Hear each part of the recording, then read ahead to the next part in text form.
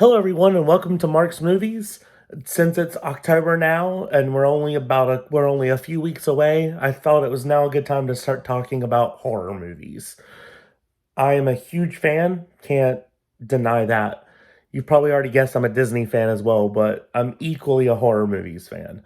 So I thought we should go back in time and discuss the history of horror movies and the things that scare us, and show how the things that scare us change, but at the same time don't. You know what I mean? Well, you'll see. You'll see what I mean. So back in the day, what scared us? What were our horror movies? What were our horror icons? Well, you think about, we're going to discuss the 20s and the 30s, which is the real boom for horror movies. And they are monster features. They're creature features. They're the monster movies, the universal horror monster movies. And they're all based, I was like, the vast majority of them are based on classic literature. You're talking literature from dating all the way back even to the 1830s and 40s with Edgar Allan Poe, because a lot of the work from the time is The Black Cat, The Pit and the Pendulum, The Fall of the House of Usher, A Telltale Heart. These were great works of horror and fantasy that, and even science fiction, that pushed the boundaries of literature, that would grow into Mary Shelley's The Modern Prometheus, or Frankenstein, or you'd get to H.G. Wells's The Invisible Man along the same spectrum. On the opposite way, you would have Bram Stoker's Dracula, or Gaston Leroux's the Phantom of the Opera. All of these stories were the tales of humanity and directions that humanity can go into when you talk about the corruption of the soul. One of the best examples of that corruption and that idea that about the darker side of humanity is Robert Louis Stevenson's Dr. Jekyll and Mr. Hyde. So, but these are not the first. These are not the originals. If you go back even further, you get to tales like Medea. And I'm not talking about Medea as in, sorry, my cat was messing around. I'm not talking about Medea as in Tyler Perry. This is the story of a woman, a witch, who helped Jason on his journeys with the Argonauts, who helped him to find the Golden Fleece. And she and Jason had a romantic relationship that soured when, he left her for a princess. She didn't take that kindly, to say the least, to put it mildly. Poison, blackmail, murder, lots of things. She put him through the ringer. She was mad, to say the least. It's terrifying at times if you ever read Medea. And there's other works similarly fashioned from back in the day, back in Greece and Rome, that told the stories of the darkness of humanity, and how a concept like love and desire and joy can change when the situation changes. So that's the basis for all the horror that's going to come out in the 20s and 30s, and that's where it starts. So let's talk about the movies. I'm going to give a shout out to three real quick. These are movies that are not quite as good as the other ones on the list, in my opinion, but they're still worth a watch. One of them would be Wolfman. One of them would be The Creature from the Black Lagoon. And last but not least is Freaks. And I'm going to mention Freaks here because it fits the criteria of horror, but it's definitely a movie that's not a movie that would be made today. And I have to go into detail because it's made with the characters, the type of people you would see as sideshow performers at traveling carnivals and things. So you see conjoined twins, you see geeks, which are people who are so tripped out, drugged out of their minds, and so crazy, forcibly crazy, that they will eat anything just for a fix, including biting the heads off of live chickens, including glass, including nails, things like that. Like, they will eat anything in front of people just so you can give them their next fix of opium. To people who were born with only half of themselves, like what are considered sideshow performers. But when you watch, if you ever watch the movie, if you do have the chance to watch it, I recommend it because the freaks of the title, you may think going in as the description of the performers, the sideshow performers, but you realize, since this is an exploration of humanity, you're seeing these people who are on the fringes of society, but seem to have better morals and a better support system than the people who pay money to come ogle at them and to come laugh at them and to come point at them and judge them. The freaks of the story. So those are the first three I'll mention. But here are here's the crux. Here are the big ones. We're going to start with Frankenstein and the Bride of Frankenstein. Frankenstein, the modern Prometheus, Mary Shelley, is a classic tale, but there's a lot about this movie that is not from the story. If you've ever read the book, the monster isn't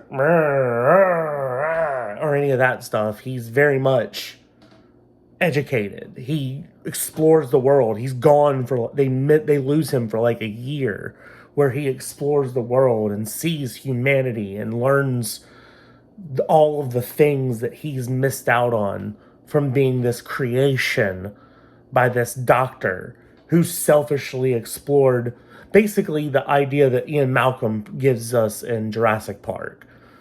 The doctor spent so much time whether or not he could and didn't stop to think of whether or not he should do this. And what's left is the creature. Is Frankenstein is the doctor, and the creature is his creation. The reanimated corpses sewn together. Bride of Frankenstein explores this concept further. The idea of a creator and his responsibility for his creation. But not only that, but a creation learning his place in society and learning about society and what would he want. He would want a mate. So, and it's even explored in the original book. If you've ever read Mary Shelley's Frankenstein, you get the exploration of a bride from that. And I don't say this lightly. I would probably put Bride of Frankenstein as better than the original. That's right, a sequel better than the original. It doesn't happen very often. I don't think it happens much. I can think of a few times, but not a lot. And this is one of the examples. The next three I'm going to lump together because they're also similar to The Creature from the Black Lagoon. They're similar to Wolfman. They're similar to Frankenstein, and that's Mummy, Dracula, and The Invisible Man. So these three movies are like the Universal creature features, are all about the darkness, the things that go bump in the night, the noise that you hear and what caused it, what created it. The best things about these movies, though, is the performances. You have, like, one of the things I can't stress enough, the reason you want to watch these movies, if you do, and I hope you do, they're not as scary as movies nowadays. These aren't A Nightmare on Elm Street. These aren't Halloween. These aren't Scream. These aren't The Conjuring. These aren't those movies. These are classic horror films, and they're nowhere near as scary as today. But the reason you want to watch them is the story is good, they're not very long, and the performances are phenomenal. Phenomenal. Take Frankenstein, for instance. Frankenstein himself, Boris Karloff, is a wonderful performer, and he gives an equally engaging performance in The Mummy. You have Claude Rains as the Invisible Man. This guy was in Casablanca. For those who don't know, he played the police officer in Casablanca who was tracking down rounding up the usual suspects at the beginning and goes walking off with Rick at the end. You have Dracula, of course, which is Bela Lugosi, in his career-defining performance, a performance that he would give countless times throughout his career, even to his death in Plan 9 from Outer Space. He was Dracula. Before Christopher Lee or others would take on the mantle, he was Dracula. The performances are what sets these movies apart. The stories are pretty much straightforward. They're about supernatural horror. You have Dracula, which is kind of a combination of the disease porphyria and Vlad the Impaler. And it's very intriguing if you've ever read the Bram Stoker novel it's based on. You understand porphyria as a disease is a genetic disorder where it causes the person suffering from it to be highly sensitive to UV light, to sunlight, and to have a thirst and need for iron in their body because they have a severe lack of iron in their body. So you get their desire for ultra rare steaks and blood. It almost seems like, and then the birth of vampires is brought upon us.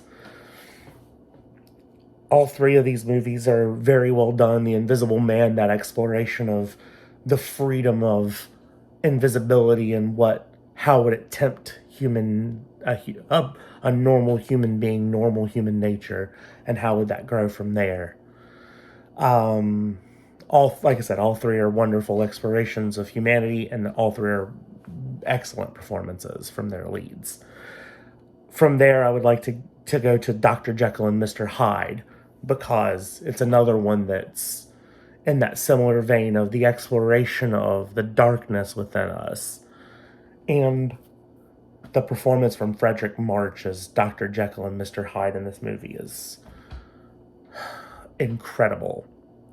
And absolutely incredible. If you please watch it.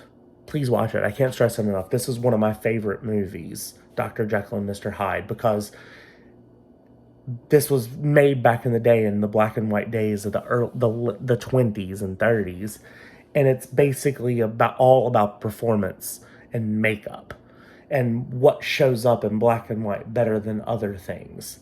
So the transformation scene after he takes his elixir, after he takes his thing, and goes from being the mild, like almost meekish Dr. Jekyll to this imposing figure, Mr. Hyde, is all about just the way he holds himself, and while he's in the convulsions of changing, he messes his hair up and wipes his face and cleans off the extra makeup to show the lines that show his graveled features as Mr. Hyde. It's incredible. I've even told you how it's done. Go watch it and see for yourself. This transformation is still incredible. I also have to mention, since I already just talked about Dracula, I got to talk about Nosferatu, F.W. Murnau's classic, based on the Dracula story set in Germany about Count Orlok. This movie is not only incredible, it gave us another great movie, which is the fictional basis of a fictional story of how this movie was made, called Shadow of a Vampire. This starred Willem Dafoe in like 99, 2000. That's a great movie.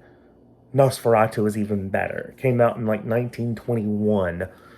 It's a silent film. It's only about 70 minutes long, but it is well worth your time, and it is well worth a watch. And again, you want to see the greatness of German expressionist filmmaking and storytelling. and it's at its best here. I love Nosferatu. Anyway, another one that you got to mention in the same vein as those, you got to talk about the Phantom of the Opera, Gaston Leroux's classic, brought to life in the late 20s, early 30s, and you can see where the music and the story that the would become the Andrew Lloyd Webber like masterpiece musical comes from when you watch the original movie, even with the organ parts. It is, but to a lesser extent, obviously. He grew them from the original. But when you watch the original film from the late 20s, early 30s, it is awe-inspiring, to say the least. And again, the story itself, you know the story, especially if you've seen the musical, but watching it in this context is very different. Is very different than the story the story you grew up with. I gotta throw out now the wonderful Cabinet of Dr. Caligari. This is a story about a hypnotist and a sleepwalker and murder. I compare it in my mind to the idea of awakening one's desires when they have power, especially power over you, and how that can manipulate a story, manipulate a situation. It's This is also a silent film. This movie has been made several times, and in fact, one of the times it was made, Humphrey Bogart's in it. But the original one from 19, I believe 20, the silent film is the way to go on this one. And there's the one from the 40s with Bogart isn't bad, but the one from the 20s is definitely the way to go. The last one I'm going to throw out, this one is a pure creature feature, pure unadulterated creature feature, but it once again is about humanity and how it would respond and react to a situation like this. And that is of course, the eighth wonder of the world, King Kong. The original motion picture came out, and it is beautiful, it is impressive, but it's one of those movies that, because of the way they made it, I recommend saving it for later, watching it as one of the later movies. If you watch these films that I've mentioned, watch it last, because especially after you've watched the other ones, because then you'll get into the feeling, into the sense of the classic horror films, and you'll appreciate King Kong more for just the incredible work that was done to make it look as realistic as it does. Because I mean, obviously it's not perfect. It is a stop motion animation Ray Harryhausen, basically Ray Harryhausen stop motion animation creature, but you can't I can't stress enough just how impressive it is when you think about what came before it, and even the things that come after it that don't hold a candle to the original King Kong.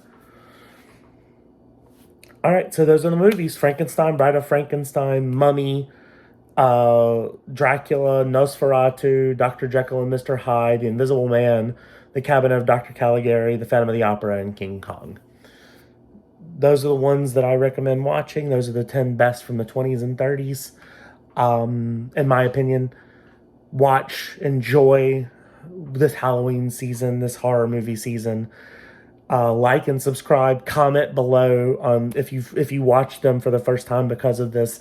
Tell me what you think of them. Tell me how you feel about them. Know some of them are coming back to theaters soon as like double features, and I'm hoping to see at least one of them. But anyway, like and subscribe below. I hope you enjoyed this. Comment if you've watched them, if you've seen any of these movies, or if you're about to watch them. Let me know what you think. Let's start these conversations. I'm hoping for, and I'll talk to you next time when we go into the 40s and the 50s. Okay? Thank you so much.